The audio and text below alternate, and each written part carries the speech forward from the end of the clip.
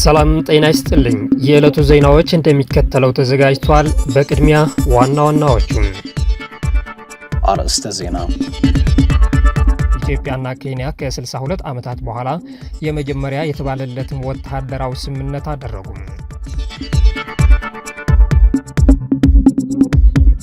የሸገር ኤፍኤም ሬዲዮ ጋዜጠኞች ከ21 ቀናት እስር በኋላ ተፈቱ።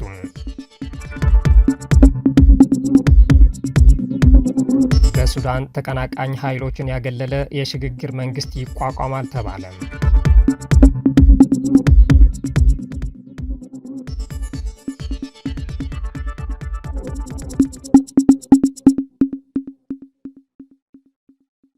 ኢትዮጵያና ኬንያ ከ62 ዓመታት በኋላ ለመጀመሪያ ጊዜ ወታደራዊ ስምምነት ፈጸሙ። ኢትዮጵያና ኬንያ የጋራ የመረጃ ልውውጥና ወታደራዊ ልምምዶችን ያካተተ ሁለተኛ ታሪካዊ የተባለለትን ወታደራዊ ትብብር ስምምነት መፈራረማቸው ተገለጸ። ወታደራዊ ስምምነቱ ሁለቱ ሀገራት እንደ አውሮፓውያን አቆጣጠር 1963 ኬንያ ነጻነቷን ማግኘቷን ተከትሎ ተፈራርሞት ከነበረው ስምምነት ከ6 አስርት ዓመታት በኋላ የተደረገ ታላቁ ወታደራዊ ስምምነት ነው ተብሏል። የኢፌዴሪ መከላከያ ሚኒስቴር ትናንት መስከረም 14 ቀን 2018 ዓ.ም እንዳስታወቀው የጦር ኃይሎች ጠቅላይ ኢታማዦር ሹም ፊልድ ማርሻል ብርሃኑ ጁላና የኬንያ መከላከያ ኢታማዦር ሹም ጀነራል ቻርለስ ሙሪ ካራሪ በመከላከያ ጠቅላይ መመሪያ የሁለትዮሽ ውይይት ካደረጉ በኋላ በጋራ መስራት በሚቻልባቸው መስኮች ወታደራዊ የትብብር ስምምነት ተፈራርመዋል። በዚህ ወቅት የጦር ኃይሎች ጠቅላይ ኢታማዦር ሹም ፊልድ ማርሻል ብርሃኑ ጁላ ኢትዮጵያና ኬንያ የቆየ ታሪካዊ ግንኙነት እንዳላቸው ገልጸው የሁለቱ ሀገራት የመከላከያ ተቋማት በተለያዩ ወታደራዊ መስኮች በትብብር እየሰሩ መምጣታቸው ተናግሯል። በቀጣይም በጋራ የሚሰሩ ስራዎች ተጠናክሮ እንደሚቀጥሉ የገለጹት ፊልድ ማርሻል ብርሃኑ ጁላ ከኬንያ መከላከያ ኢታማዦር ሹም ጋር በወታደራዊ መረጃ ልውውጥ፣ በጋራ ወታደራዊ ልምምድ፣ በወታደራዊ ኢንዱስትሪ ስልጠና፣ ሽብርተኝነትን በመዋጋት፣ በድንበር ደህንነትና በሌሎችም ተያያዥነት ባላቸው ወታደራዊ ጉዳዮች ዙሪያ ተፈራርመናል ሲሉ ገልጿል። በስምምነቱ መሰረትም ከሀገሪቱ በተጨማሪ በቀጠናው ሰላምና ደህንነት ላይ በጎ ተጽዕኖ የሚፈጥሩ በርካታ ስራዎችን አብረን እንሰራለን ሲሉ አመልክቷል። የኬንያ መከላከያ ጠቅላይ ኢታማዦር ሹም ጀነራል ቻርለስ ሙሪ ካራሪ በበኩላቸው የኢትዮጵያና የኬንያ ግንኙነት ከታሪክ ባለፈ በባህል በህዝብ ለህዝብና በጂኦግራፊ ላይ የተመሰረተ እንደሆነ አንስቷል።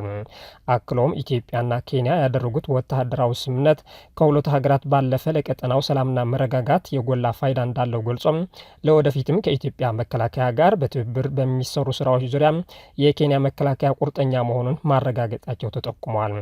በሀገራቱ መካከል የተደረገው የትብብር ስምምነቱ በቅርብ ዓመታት በሁለቱ ሀገራት መካከል በተደጋጋሚ የተደረጉ ወታደራዊ ግንኙነትና ውይይቶችን ተከትሎ የመጣ ነው ተብሏል። የሸገር ኤፍኤም ሬዲዮ ጋዜጠኞች ከ21 ቀናት እስር በኋላ ተፈቱ።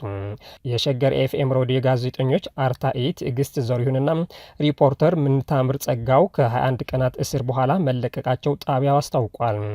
ጋዜጠኞቹ ከእስር የተለቀቁት የፌዴራል ጠቅላይ ፍርድ ቤት በ50 ሺህ ብር ዋስትና እንዲለቀቁ የፌዴራሉ ከፍተኛ ፍርድ ቤት ልደታ ምድብ ችሎት የሰጠውን ውሳኔ ትናንት መስከረም 14 ቀን 2018 ዓ.ም ማጽናቱን ተከትሎ ነው። በዚህም የሸገር ኤፍኤም ሬዲዮ አርታኢ ትዕግስት ዘሪሁንና ሪፖርተር ምንታምር ጸጋው በዋስትና ከእስር እንዲለቀቁ የፌዴራል ከፍተኛ ፍርድ ቤት ልደታ ምድብ ችሎት በሰጠው ውሳኔ ላይ የፌዴራሉ ፖሊስ ወንጀል ምርመራ ቢሮ ጋዜጠኞቹ ከእስር ቢለቀቁ ማስረጃ ሊያጠፉ ይችላሉ በሚል የጠየቀው ይግባኝ ውድቅ ተደርጎበታል።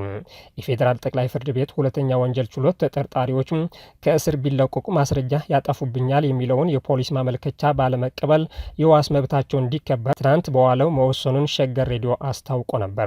በዚህም ጋዜጠኞቹ ከ21 ቀናት እስር በኋላ ትናንት መስከረም 14 ቀን 2018 ዓ.ም ከሰዓት አካባቢ መለቀቃቸው ጣቢያም ገልጿል።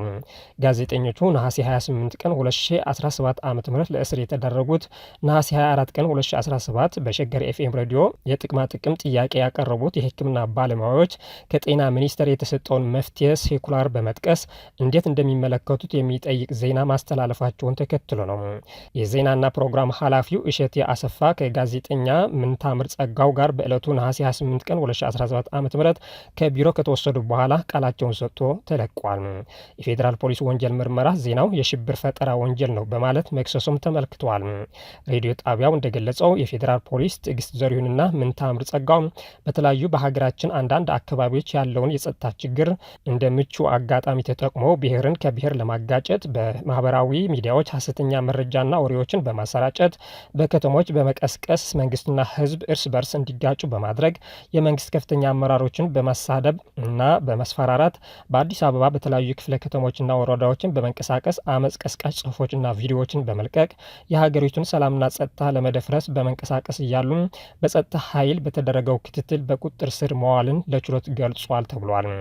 ይሁን እንጂ የፌዴራል ከፍተኛ ፍርድ ቤት ልደታ ምድብ ወንጀል ችሎት የግራ ቀኙን ክርክር ካዳመጠ በኋላ የዋስ መብታቸውን የሚያስከለክል ባለመሆኑ እያንዳንዳቸው በ50 ሺህ ብር ዋስትና ከእስር እንዲለቀቁ መስከረም 7 ቀን 2018 ዓ.ም ውሳኔ መስጠቱን ዘገባው ጠቅሷል። በዚያኑ ዕለት የዋስትና ፎርማሊቲ ተሟልቶ ዳኛው የፈረሙትን ትዕዛዝ ለወንጀል ምርመራው ቢሮ ደርሶታል ያለው ጣቢያም እስረኞቹ አለመለቀቃቸው አስታውቋል።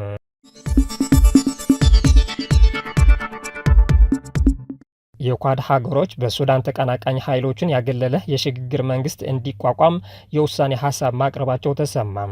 አፍሪካ ኮንፊደንሻል እንደዘገበው ግብጽ፣ ሳዑዲ አረቢያ፣ አሜሪካና የተባበሩት አረብ ኤሚሬትስ ያቀፈውን የኳድ ቡድን አዲስ የሰላም እቅድ ማቅረቡን አስታውቋል። ዘገባው እንዳመለከተው በኒውዮርክ እየተካሄደ ባለው የተባበሩት መንግስታት ድርጅት ጠቅላላ ጉባኤ ጎን ለጎን የተገናኙት ሀገራቱን ከዚህ በፊት ያቀረቡት የሰላም ስምምነት መነሻ ሀሳብ አሻሽሎ አቅርበዋል። ሀገራቱ ከዚህ በፊት ለ3 ወራት የተኩስ አቁም ስምምነት እንዲደረግ ያለምንም እንቅፋት የሰብአዊ ድጋፍ እንዲገባና የሽግግር መንግስት እንዲቋቋም መነሻ ሀሳብ ማቅረባቸው ይታወሳል። ይሁን እንጂ የሱዳን ሉዓላዊ ምክር ቤት መሪው ጀነራል አብዱል ፈታህ አልቡርሃን ውሳኔ ሀሳቡን እንደማይቀበሉት መግለጻቸው ይታወሳል። አልቡርሃን ይህ እኛን አይመለከትም፣ ምክንያቱም እኛ ያልተሳተፍንበት ነው ማለታቸው አይዘነጋም።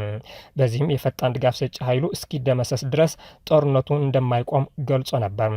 ይህን ተከትሎ እንቅፋት ገጥሞ የነበረውን የሰላሙ መነሻ ሀሳብ አሁን ደግሞ ተፋላሚ ኃይሎችን ያገለለ የሽግግር መንግስት ማቋቋም በሚል ተሻሽሎ ቀርበዋል። ይህን ውሳኔ ሀሳብ ምን ያህል የሱዳንን ችግር በዘላቂነት ይፈታል የብዙዎች ጥያቄ ሆኗል። በተለይ በሰላም ስምምነቱ ቡድን ውስጥ ለፈጣን ድጋፍ ሰጪው ኃይል የምትደግፈው ኤሚሬትስ መካተቷ በሱዳን ሰራዊት በኩል ትልቅ ቅሬታ እንደፈጠረ ይገለጻል። በትግራይ ክልል ከ300 በላይ ሰዎች በኮሌራ በሽታ መያዛቸው ተገለጸ። አብዛኞቹ በወርቅ ማውጫ አካባቢዎች የተያዙ ናቸው ተብለዋል።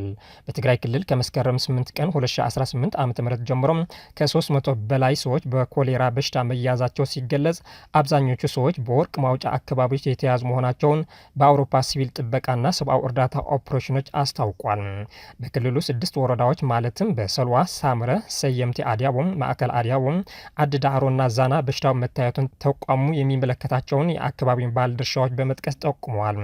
የወረርሽኙ የሞት ምጣኔ 3.1 በመቶ የተመዘገበ ሲሆን አብዛኞቹ ህሙማን በማዕድን ማውጣት ስራ ላይ የተሰማሩ ወንዶች መሆናቸው ተመልክተዋል።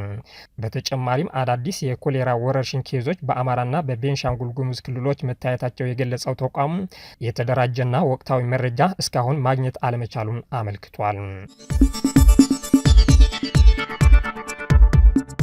ግማሽ የሚጠጉት የሶማሊያ ህጻናት በምግብ እጦት ስጋት ውስጥ መሆናቸው ተገለጸ። በሶማሊያ ውስጥ ከ5 ዓመት በታች የሆኑ ህጻናት ግማሽ የሚጠጉ በሚቀጥለው የአውሮፓውያኑ አዲስ ዓመት ከፍተኛ የሆነ የተመጣጠነ ምግብ እጥረት ሊያጋጥማቸው እንደሚችል የህጻናት አድን ድርጅት ሴቭ ዘ ችልድረን አስታውቋል። የጎርፍ መጥለቅለቅ፣ ከአማካይ በታች የዝናብ መጠን፣ ከፍተኛ የምግብ ዋጋና ቀጣይነት ያለው ግጭት በመላ ሶማሊያ የረሃብ መጠኑን 30 በመቶ መጨመሩም መረጃው አሳይቷል። መረጃዎች እንደሚያሳዩት 4.4 ሚሊዮን ሰዎች ወይም ከህዝቡ 1/4ኛ በ2025 መጨረሻ ላይ ከፍተኛ የምግብ ዋስትና እጦት ይገጥማቸዋል። አዲስ መረጃ እንደሚያመለክተው በነሐሴ 2025 እና በሐምሌ 2026 መካከል በከፋ የተመጣጠነ ምግብ እጥረት የሚሰቃዩ ህጻናት ቁጥር ወደ 1.85 ሚሊዮን ከፍ ሊል ይችላል። ይህም ካለፉት ትንበያዎች የ9 በመቶ ጭማሪ አሳይቷል። ሴቭ ዘ ችልድረን እንዲህ ያለው በምግብ እጦት ላይ እየደረሰ ያለው አስከፊ መባባስ በዓለም አቀፍ ደረጃ ደረጃ የሚሰጠው እርዳታ በመቋረጡ የጤናና የተመጣጠነ ምግብ አገልግሎት አቅርቦትን በመቀነሱ በቂ የክትባት ሽፋን ባለመኖሩ እንደ ወቅታዊ የዲፍቴሪያ ወረርሽኝ ያሉ በሽታዎችን እንዲጨምሩ አድርጓል ብለዋል። በሴቭ ዘ ችልድረን የሚደገፉት ከሩብ በላይ የሚሆኑ ተቋማትን ጨምሮ የአመጋገብ ማዕከላትና የጤና ተቋማት መዘጋት ከሰኔ ወር ጀምሮ ከ55 ሺህ በላይ ህጻናት ህይወት አድን የሆነ የአመጋገብ አገልግሎት እንዳያገኙ አድርጓቸዋል ብለዋል። ዓለም አቀፉ ድርጅቶች በሱዳን የተኩስ አቁም ስምምነት እንዲደረስ አሳሰቡም። የውጭ ወታደራዊ ተሳትፎም አወግዟል። የአፍሪካ ህብረትና የአውሮፓ ህብረትን ጨምሮ የዓለም አቀፍና ቀጠናዊ ኃይሎችን ጥምረት የሱዳን ተፋላሚ ወገኖች ቀጥተኛ የተኩስ አቁም ድርድር እንዲቀጥሉ ጠንከር ያለ ጥሪ ያቀረበ ሲሆን የውጭ ተዋናዮች በግጭቱ ውስጥ የሚያደርጉትን ወታደራዊ ተሳትፎ አወግዟል። ቡድኑ በኒውዮርክ የተካሄደውን ከፍተኛ ስብሰባ ተከትለው ባወጣው የጋራ መግለጫ የሱዳን ሁኔታ በዓለም ላይ እጅግ አስከፊ ሰብአዊና መፈናቀል ቀውስ ሲል የገለጸው ሲሆን ከ30 ሚሊዮን በላይ ሰዎች እርዳታ እንደሚያስፈልጋቸውና 24 ሚሊዮን የሚሆኑት ደግሞ ከ2 ዓመት ተኩል ጦርነት በኋላ ለከፋ የምግብ ዋስትና እጦት መጋለጣቸው ገልጿል። በአፍሪካ ህብረት፣ በአውሮፓ ህብረት፣ በፈረንሳይ፣ በጀርመንና በእንግሊዝ የተመራው ስብሰባው ቁልፍ አህጉራዊና ዓለም አቀፍ አጋሮች ተወካዮችን ተሰብስቧል። ከተሳታፊዎች መካከል ካናዳ፣ ቻድ፣ ዴንማርክ፣ ጅቡቲ፣ ግብጽ፣ ኢትዮጵያ፣ ኬንያ፣ ሊቢያ፣ ኖርዌይ፣ ኳታር፣ ሳውዲ አረቢያ፣ ደቡብ ሱዳን፣ ስዊዘርላንድ፣ ቱርኪ፣ ዩጋንዳ፣ የተባበሩት አረብ ኤሚሬትስና አሜሪካ እንዲሁም የተባበሩት መንግስታት ድርጅት ኢጋድና የአረብ ሀገራት ሊግ ይገኙበታል። በግጭቱ ውስጥ የውጭ ሀገርና መንግስታዊ ያልሆኑ አካላትም ወታደራዊ ተሳትፎ አጥብቀን እናወግዛለን ሲል መግለጫው አስነብበዋል። ግጭቱን ከማባባስ እንዲቆጠቡ በተለይም በወታደራዊ መሳሪያዎችንና የገንዘብ ድጋፍና የተባበሩት መንግስታት የጸጥታ ምክር ቤት ውሳኔ 1556 እንዲያከብሩ እናሳስባቸዋለን ብሏል። ሆኖም የሱዳን ተፋላሚ ኃይሎችን የሚደግፉ ሀገራት የመግለጫውን አካል መሆናቸው ስላቅን ፈጥረዋል። የተባበሩት አረብ ኤሚሬትስና ቻድ የፈጣን ድጋፍ ሰጪ ኃይልን ድሮኖችን ሳይቀር እንደሚደግፉ ቢነገርላቸውም ራሳቸው ወቃሽ ሆነው መከሰታቸው ግርምትን ፈጥረዋል። በመግለጫው በተለይም ተፋላሚዎቹ የተባበሩት መንግስታት ድርጅት ባቀረበው ሀሳብ መሰረት በኤልፋሻር ላይ ሰብአዊ እረፍትን እንዲተገበሩና በመላው ሱዳን ደህንነቱ የተጠበቀና ያልተደናቀፈ ሰብአዊ አገልግሎት እንዲሰጥ ጠይቋል። ለሱዳን ሉዓላዊነትና አንድነት ያላቸውን ቁርጠኝነት ያረጋገጡት ዓለም አቀፍ አጋሮችም የትኛውም ትይዩ የአስተዳደር መዋቅር መመስረትን አጥብቆ ውድቅ በማድረግ የሱዳን ህዝብ የሀገሪቱን የፖለቲካዊ ወደፊት እጣ ፋንታ ሁሉን ባሳተፈ ሲቪል መር ሂደት መወሰን እንዳለበት አጽንኦት ሰጥቷል።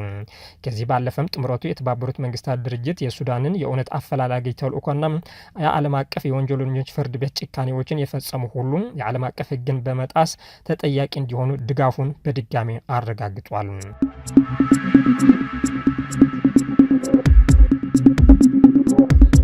ክቡራን የኢትዮ ሞኒተር ቤተሰቦች ዕለታዊ ዜናዎቻችን ይመስሉ ነበር። ቻናላችንን ላይክ፣ ሼር እንዲሁም ሰብስክራይብ በማድረግ አዳዲስና ወቅታዊ ጉዳዮችን ይከታተሉ። ሰላም።